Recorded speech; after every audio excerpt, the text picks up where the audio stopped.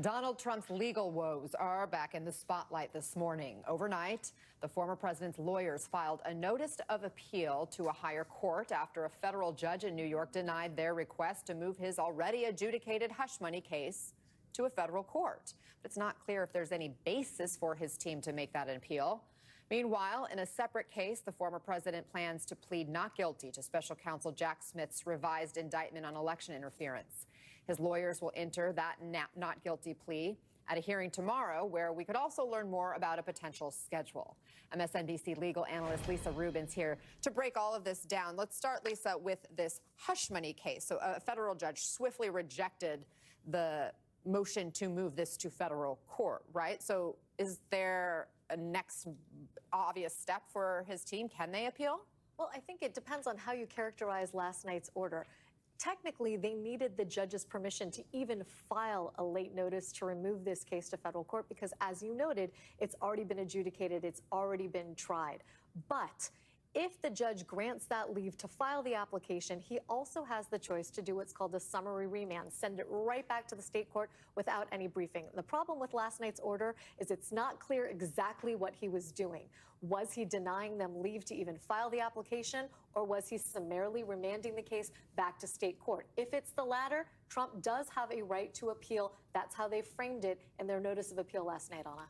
And so how quickly could this move, and will we see sentencing next week, do you think? Well, I think the question of sentencing depends on how quickly it moves, but also Trump's lawyers already have an application before Manhattan criminal court judge Juan Merchan to delay the sentencing until after the election. That motion is also still pending. We have what I would call like dueling courts. You've heard of dueling banjos. We're a little bit in that position right now where it's we're waiting to see which court acts first. And if the Court of Appeals agrees to take Trump's appeal, it may put a freeze on Judge Merchan's ability to sentence Donald Trump as scheduled on September 18th. Okay, let's pivot to the election interference case, the federal one in D.C. A lot happening there tomorrow. You have Trump's lawyers expected to enter a not guilty plea for Trump. They'll argue that for this case to be dismissed entirely. Now, if it's not, then they're going to be talking schedule.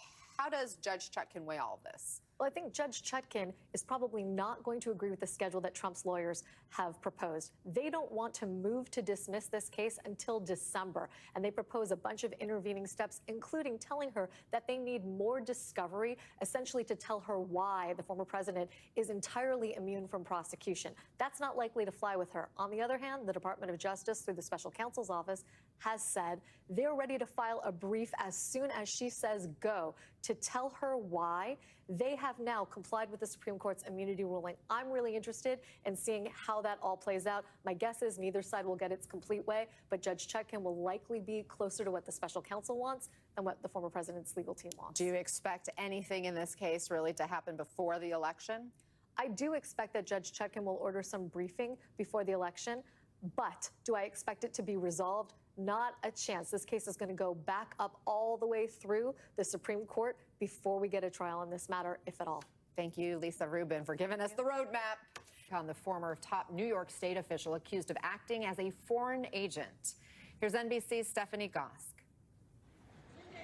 Linda Sun and her husband Chris Hugh walked out of federal court on Tuesday, released on bail. A 40-year-old U.S. citizen, Sun pleaded not guilty to taking millions in payments and gifts from Chinese officials in exchange for influencing the highest levels of New York State government for years. Her husband pleading not guilty to money laundering. Governor Kathy Hochul's office says Sun was hired a decade ago and fired in March of last year amid allegations of misconduct. I'm furious and I'm outraged and absolutely shocked. The second we discovered some levels of misconduct, we fired her. We alerted the authorities. In a 65-page indictment, prosecutors allege Sun blocked Taiwanese officials from having access to the governor's office, drafted unauthorized invitation letters to fraudulently get visas for Chinese officials, and changed messaging regarding issues of importance to China. Kickbacks went to her husband's businesses, prosecutors say, to fund a lavish lifestyle. Multi-million-dollar homes in Long Island and Hawaii, cash, and luxury cars, including a 2024 Ferrari Roma, like this one, that's priced over $260,000. The government says it will seize all of it, including more than $130,000 in a safety deposit box. The couple and their family also received expensive gifts, travel expenses paid, and tickets to shows, according to the indictment. And on multiple occasions, specialty salted ducks prepared by a Chinese official's personal chef. The DOJ calling Sun's actions a direct threat to national security. The way Americans think about national security is being corrupted by foreign adversaries who want to tell us how to think and how to act. And that is a national security threat. These charges are disappointing. Outside of court, Sun's attorney defending his client. We are looking forward to exercising our right to a speedy trial and addressing these accusations in the forum where it's most appropriate, which is a court of law. Our thanks to Stephanie Goss with that reporting. Now we're going straight out of the coconut tree through the end of Brat Summer. How's that for some Gen Z lingo? Well, we've been hearing a lot about how Vice President Harris and former President Trump are using memes and influencer interviews to try to appeal to America's youngest voting bloc. And now a new first-of-its-kind poll is trying to measure the impact of that outreach. Or to put it in Gen Z terms, if they have the political riz that just hits different.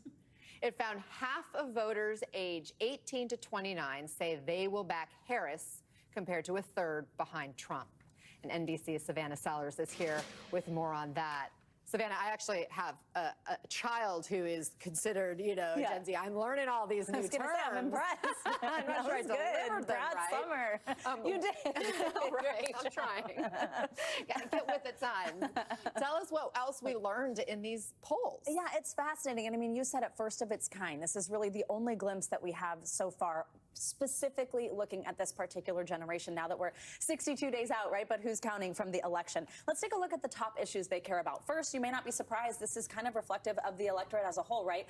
Cost of living inflation. That is the #1 issue to this generation, pretty overwhelmingly at 31%, with a lot down below, pretty equal in terms of what they actually care about. When it comes to cost of living, and the economy, they have so many specific concerns, both about the country's economy as well as their personal finances. If you look right here, look, this is a huge number. 56% today thinks the economy, the economic conditions of the country as a whole, worse today than they were 1 year ago. It's a little bit more positive when we talk about their specific personal finances. 36% worse today compared to 34% better. Somewhat equal there. Here's a big one, though. When they think about if their generation is doing better or as good as their parents, are they going to be able to buy a home, for example? They do not feel good about this. Look at that number. Much harder to achieve. 64% say that's true for them to buy a home than it was for their parents' generation. They're also delaying life milestones because of their financial situation. 38% say they've delayed buying a home because of that, buying a car. All different types of big moments they say they are holding off on because of what debt is causing them to feel when it comes to their personal economic situation. One thing that was interesting, because I spoke with a bunch of Gen Z voters yesterday, is they have different ideas about who can solve this and how. Yeah. Several young people who are Republicans say, look, when it comes to what I think the former president could do in a second term, it would mean that I will feel better going to the grocery store, while others say those incentives that we're hearing about from the vice president on small businesses, things like that, for home buyers, for example, first-time home buyers, that might help me get ahead. So different ideas about how to solve it, but an issue that's top of mind for sure. What else stands out to you about those conversations you had with these young voters? Yes, so many interesting things, Anna. One of the big ones is the age of our politicians. Maybe not a surprise when it comes to Gen Z, but listen to the stat. 73% would support setting an age maximum for candidates to be eligible to run for president. Listen to some of what they had to say. I feel very sympathetic towards elderly and stuff. Do I want my grandmother to be in office right now running the country as a 78-year-old? Absolutely not. I don't think a man who is approaching 80 years old should be in charge of making decisions that will affect someone when they're long gone.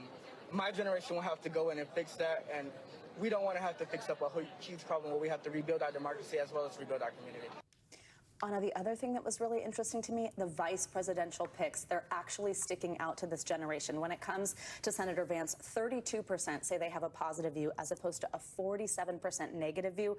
Walz, it sort of flips here. 55% feel positively about him as opposed to 25% who feel negative. And a young Republican voter I spoke to said, Walz makes me nervous because I think people like him. While a young Democratic voter said, I think Senator Vance just seems sort of weird. That was the takeaway. It's a word that has stuck. Well, Yeah. Savannah Sellers, so fascinating. Yes. You can catch more of her conversation tonight on Nightly News.